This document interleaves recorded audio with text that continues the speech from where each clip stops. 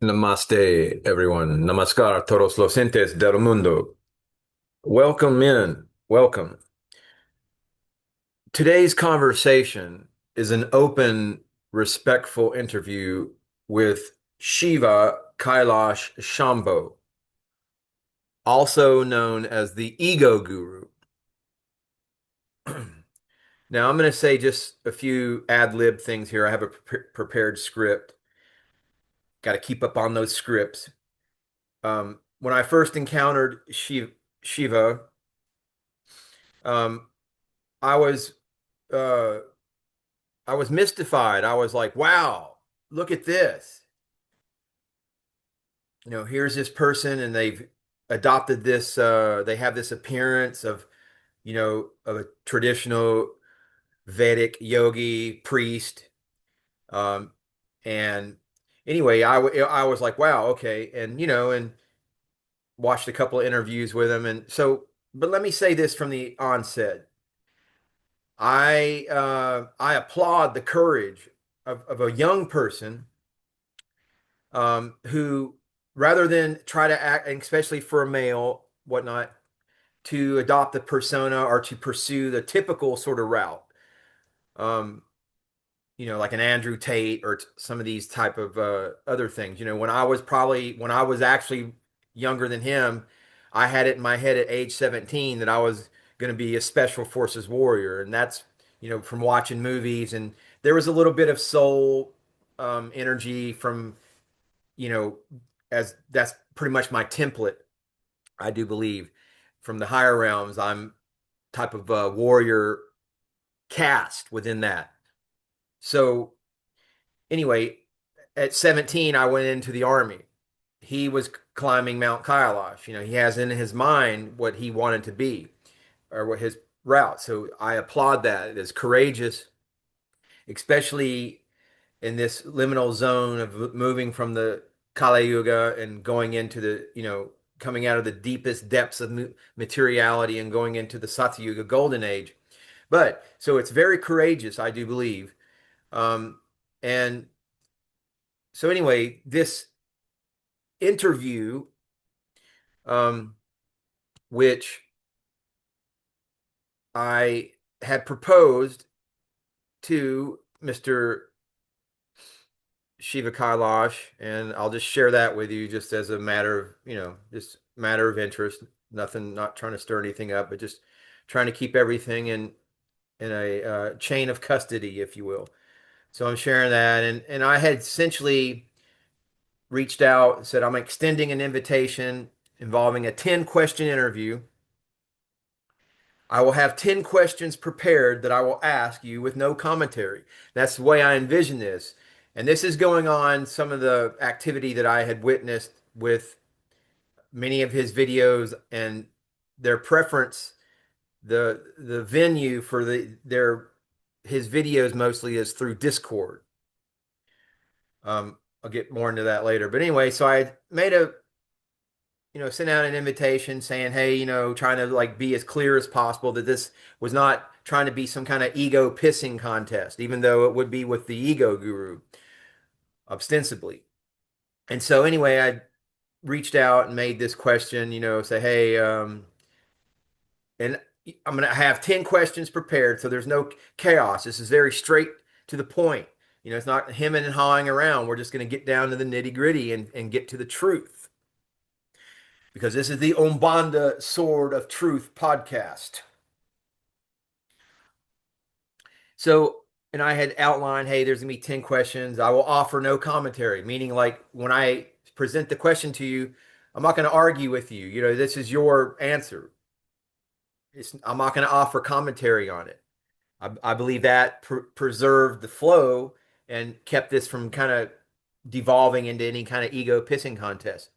So I said, depending on, I will offer no commentary upon your answers. So this will be a relatively quick interview, depending on how verbose you are or how deep you want to go into the answers to my questions, if any. You could conceivably just sit there and comb your hair and twirl your mustache and look at me with Google, or I said I meant goggly eyes, but hey, Google eyes, or you could answer my question. It is totally up to you, but that is the invitation, and the particulars can be hashed out later, meaning, how we would interface. And however, and this is crucial, I only want it to be you and I. I do not want any of your demonic cohorts to be present. Now, that was a little unprofessional of me to say that. Um, so this is mano y mano. This is Spanish language, man to man, Latin, what have you. Guru to guru. And yes, I afford you the title guru, as in Sanskrit, the word simply means dispeller of darkness. And you deserve that as you make a great effort to spread the spiritual technology of the Vedas. And so, not surprisingly, he responds, let's do it on Discord. Message me there. And then so I respond back, Namaste, brother. Thank you again for agreeing to the interview. For professionalism, recording quality, and to keep the conversation clean and uninterrupted, I'll be hosting it on Zoom. Send a private link. It'll be a one-on-one interview. Um, and Discord is great for community chats. And that's usually all it ever happens. You'll see he has 10 or 12 guys, sometimes women displaying cleavage, but it's chaos. But I'm not using it for this interview because it's harder to control unexpected interruptions, and I want to keep it anyway. So it cut off there, but um, keep it professional because this is a serious, I believe. I'm not trying to make this a pissing contest. I'm trying to actually have some disclosure um, and grounding, and so that was the reason why I wanted to have this um, through like a Zoom meeting, like a professional in a professional environment. Okay. And so, because I'll share one thing. I've also been recently posting on LinkedIn. It's a community of business professionals. I mainly understood it initially as mostly information technology industry. I think that's who kind of co-opted it or owned it from the beginning. It was created through that industry. Of course, now it's diversified in many ways. But I will share this. When I began here recently, I've been a member of LinkedIn for, since 2013 or 14, way back when I was an IT professional. And then so, like around 2016, took another path from the corporate world, and which resulted in where I am today. And that path led me ultimately to my Kundalini activation. And incidentally, where Shiva and myself, this young man from Canada, tie in, is from the get-go. I saw that he idolized, that he had a connection with Sadhguru. Now, I consider personally Sadhguru saved my life, or rather, one of his videos that I found on YouTube. And this led me out. This video was 11 hours, 11 minutes, and 11 seconds, which is just weird that that particular video was never seen again after I had worked with it. But it was mantra, and it was from his Isha Kriya Yoga Foundation musicians. And it was this mantra that went on for 11 hours, 11 minutes, and 11 seconds. It was the direct motivator, or that activity led to this God force Kundalini being released within me and healed me from 6 years of active addiction in my life. So I went from the corporate world into this other zone of life, and at times very dangerous. I'm lucky for a lot that I'm still alive or not incarcerated. And so, but I bring in the LinkedIn and Sadhguru because those worlds I've recently started posting back on LinkedIn, and at first I was uncomfortable with it, and I still am, because I'm like, oh man, because in the corporate world, in the professional world, it's crazy. Oh, nothing, nobody ever talks about spirituality. Never ever, no one ever talks about, unless if it's ethics or anything, it's always couched within business ease or within this corporate sort of thing. But it's very dry, and it's a totally alien world. And so when I began posting again on LinkedIn, just I intuitively, Kundalini guides you, the God force guides you, and it was like I was meant to go back on there and begin sharing my perspective, this current perspective of spirituality. And so Sadhguru, LinkedIn, all this, Shiva, it's it's bringing it to the world, but bringing all this information in a grounded, respectful, accountable manner. At the end of the day, when you're dealing with business professionals and such, um, there's a whole nother level of professionalism, and that's intimidating, and that's also could be it's exploited. A lot of people hide behind that. A lot of people that I see on LinkedIn that I worked with back 10 years ago, they're they're trapped. AI, artificial intelligence, that industry is the whole information technology. It's everything. The whole world is being revolutionized. It's being changed overnight. A lot of people who were top level programmers and IT, and in that world is very egotistical, especially if you know your stuff and you're valuable to your organization and all that, you're godlike. And a lot of people they've been replaced. It's been happening. There's a lot of out of work engineers, coders, programmers, and they all hate AI because AI is what's revolutionizing this. And so they're trapped. They're ego trapped. They're they're not they're out of work too. But that's the whole transition out of this Kali Yuga. Everyone is meant to encounter their soul and the truth of their soul. And so that's a whole other thing to explore and talk about. But so I brought up LinkedIn because, and it ties into why I want to, if this interview ever happens, that it's done in a professional, sober, grounded manner. Because on Discord, if you go back and look at the videos on Discord, it's it's anything goes. It's a carnival. Oftentimes he has 10, 15, 20 people on one call, and and he usually has this one demonic personality, Dr. Rob, who's I mean the guy's obvious he's obviously you can see he's in control of his energies, and he manipulates the energies, and it's oftentimes chaotic. And to his credit, he was 7 years, he says, as a Buddhist monk. And I've heard Shiva oftentimes say everything is energy. He has knowledge. He has um, perspective and energy. Recognizing that everything is energy, I, I believe that to control the energy, to ground the energy in a professional manner is essential for interfacing with other parts of reality. And in this case, I'm talking about the professional world. To begin to be able to synthesize, bring spirituality where it's everything. See, that's how Satan works. Everything is fragmented. Everything gets by on fragmentation. And oh, I don't want to appear weird to my coworkers, or oh, I don't want to be spirit.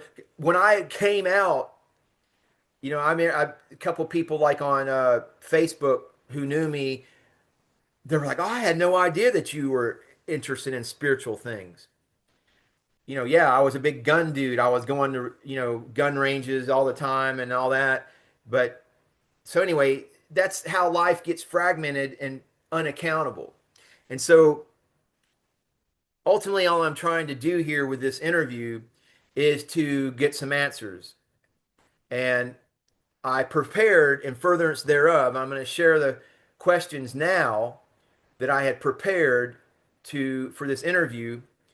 And and that way, if this interview ever does happen, then this might make Shiva a little bit more comfortable into having a professional, grounded, adult to adult conversation, bereft of any kind of carnivalistic, demonic chaos type of energy. And so the questions are as follows. And anyway, I kind of got off track, but let me kind of go back to the script that I had prepared. Welcome to the podcast. Welcome to today's conversation. It's an open, respectful interview with Shiva Kailash Shambho, also known as the Ego Guru. Before we begin, I want to set a clear tone. This is not an attack, not a gotcha, not a drama session. My intention is clarity, transparency, and integrity for the sake of the audience and for the spiritual space we all share. In the modern era, many people adopt titles like guru, enlightened, or use imagery associated with well known teachers that can inspire others, but it can also create confusion if viewers assume affiliations or lineages that aren't actually there. So today I'll be asking direct questions about identity, training, teachings, ethics, and what is truly being offered. And I invite straightforward answers. Shiva, thank you for being here. Let's begin. Okay, let's begin. Do you believe enlightenment is proven by inner silence and humility, or by performance and branding? And which one do you think your current online persona is actually feeding? So that's kind of what tempting to get at here within this context of this exchange. For the sake of transparency with the audience, what is your legal name? Where are you based, and how long have you been teaching publicly under the name Shiva Kailash Shambho? Seeking to establish basic integrity and willingness to be accountable. Um, Within the description of Shiva's channel, he says he's a meditation expert and a spiritual guru. So, moving on, lineage claim, Sadhguru association. To be absolutely clear, do you claim any formal training, initiation, mentorship, or affiliation with Sadhguru or Isha Foundation? Yes or no? So, moving on, and like I said, depending his answer, I'm not going to cross-examine his answers or offer commentary. So moving on, your presentation style and spiritual branding appears strongly influenced by Sadhguru. Do you believe it is ethical to model your identity so closely to a living teacher without formal connection? And how do you prevent misleading viewers? I mean, that's all part of the his persona. Is he has the garb of the Vedic priest. He wears the headgear. I've seen him on interviews on his Ego Guru channel make it known that he wants to be, as he is currently, to be walk down the street and be worshipped. He wants to get from where he's at to Sadhguru, who is venerated. The energy that Sadhguru puts forth, I can tell you, after my Kundalini activation, I did 2 online sadhanas with Sadhguru that were hours long, both of them. They were videoing me. Okay, so this was a two-way thing. I had to be on video, and they were monitoring me as I went through these sadhanas, online sadhanas with Sadhguru, which one of them activated my Udana pranayama. That was an incredible mystical experience in and of itself, beyond the Kundalini activation. That was an ordeal that involved many things, which, to be technical term, it involved the third initiation within the hierarchy of the transfiguration of personality, of the soul coming in and overlighting the ego personality. I went through that. And all of that was very intense. It culminated when the crown, the third eye, all of that, this violet, purple, indigo, purple laser flower that that was basically the end of this whole initiation and brought peace and tranquility. Well, that was very intense. However, after that, a couple months after that took place in September, so October and November for the rest of that year, I did two online sadhanas with Sadhguru.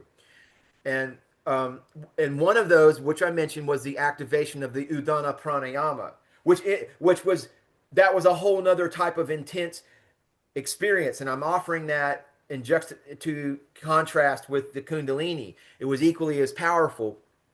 So I'm offering that because what, yes, Sadhguru and this spiritual technology, it saved my life.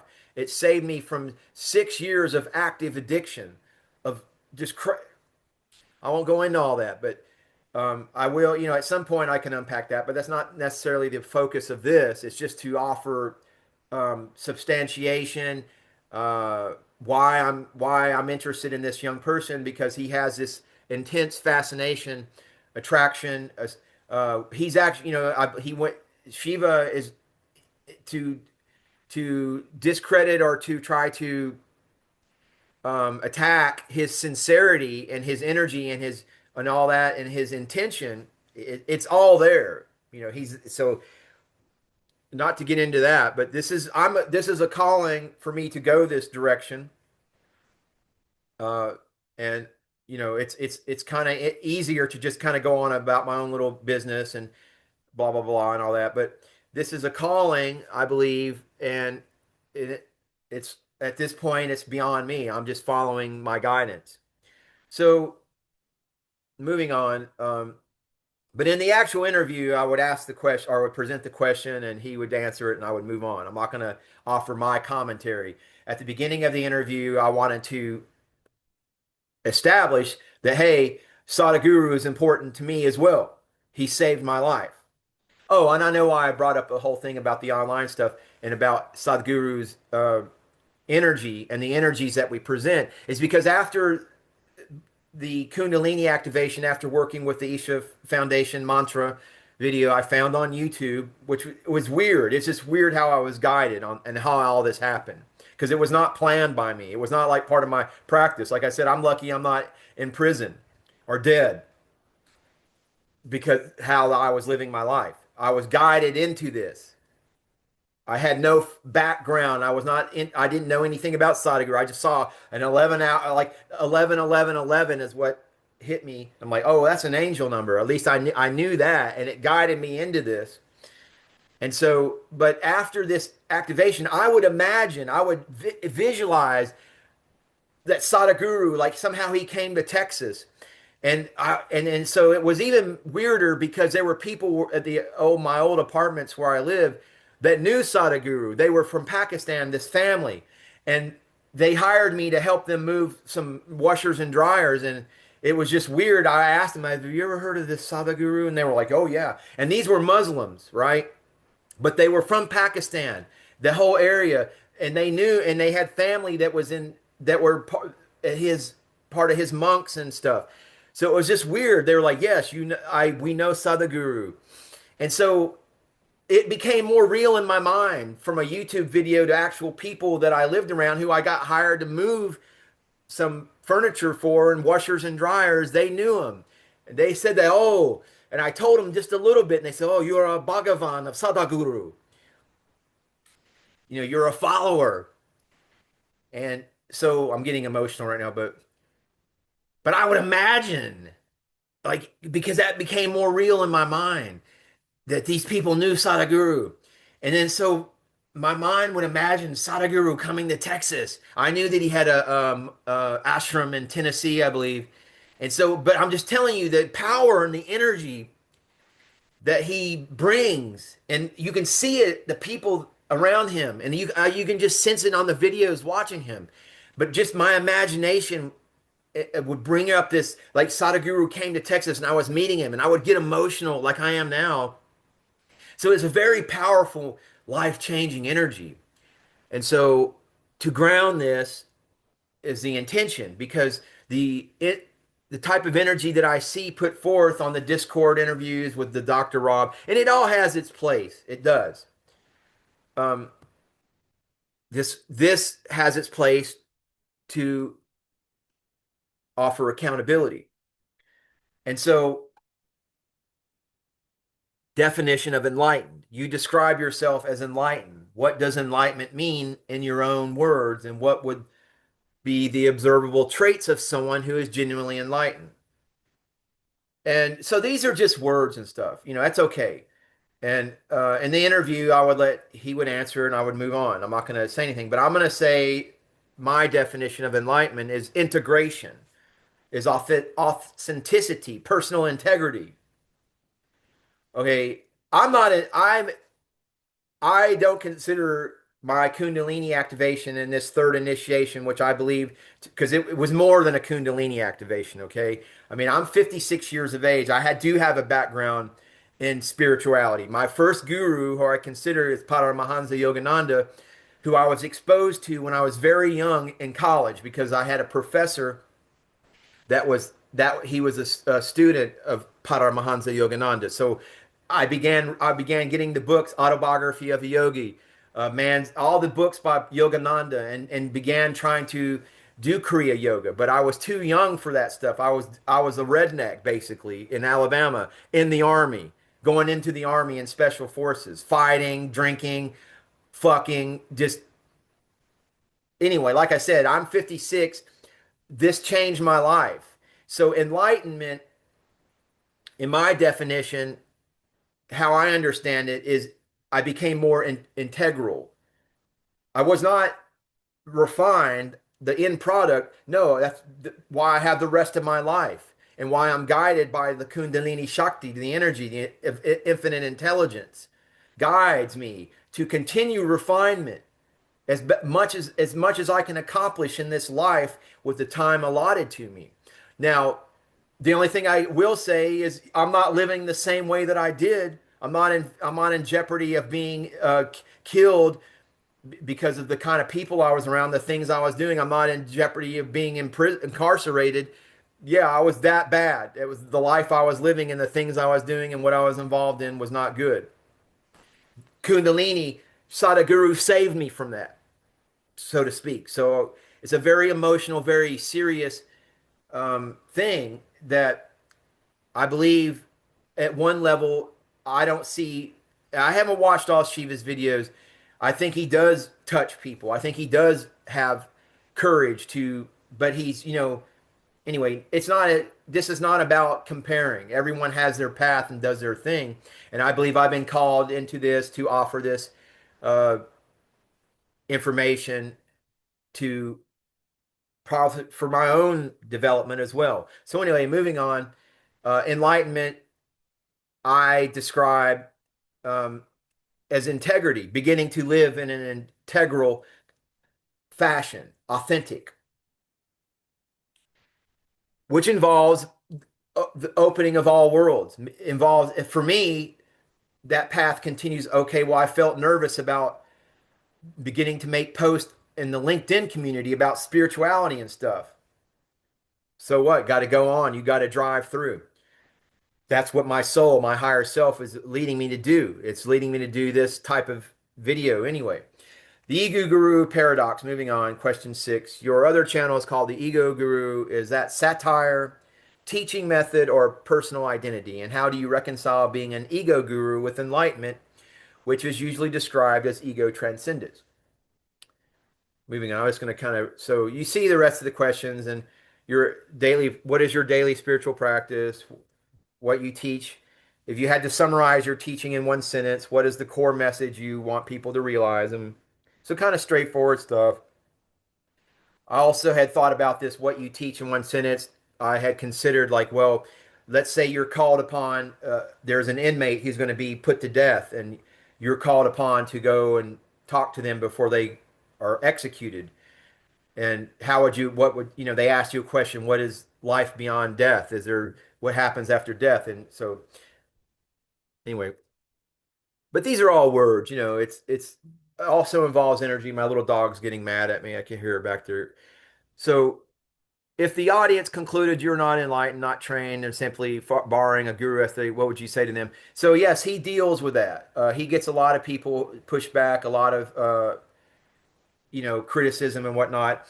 I've been making videos on YouTube since 2021, and part of this whole experience has been learning the refinement of ego, learning how to control my energies. Because initially, I'm very also have a very strong Catholic background. I was raised Catholic, altar boy, all that stuff. All that stuff went through it.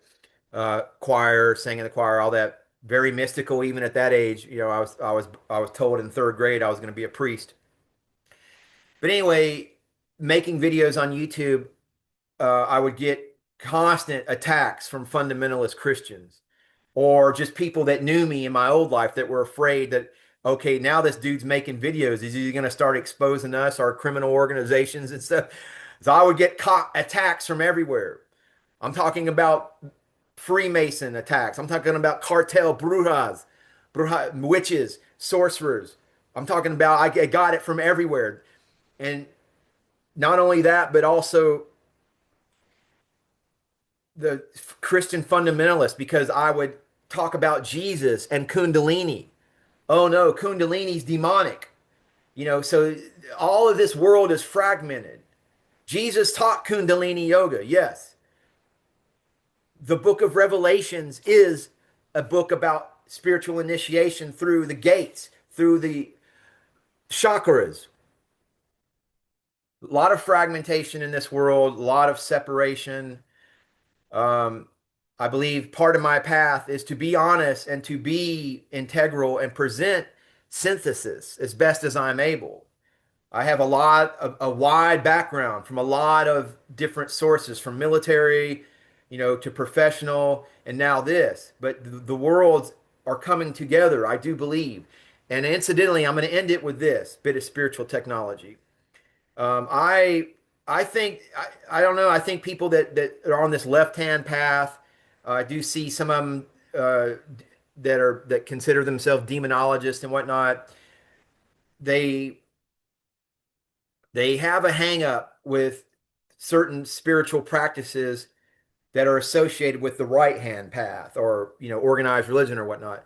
But praying or this mudra or this hand uh, action, when you put your hands together in Vedic practices, it's part of the whole namaste, the recognition. But praying as well is associated with that. I'm going to tell you that this completes the circuit. Okay, these are energies, electromagnetic energies, and when you put your hands together, you're completing the circuit.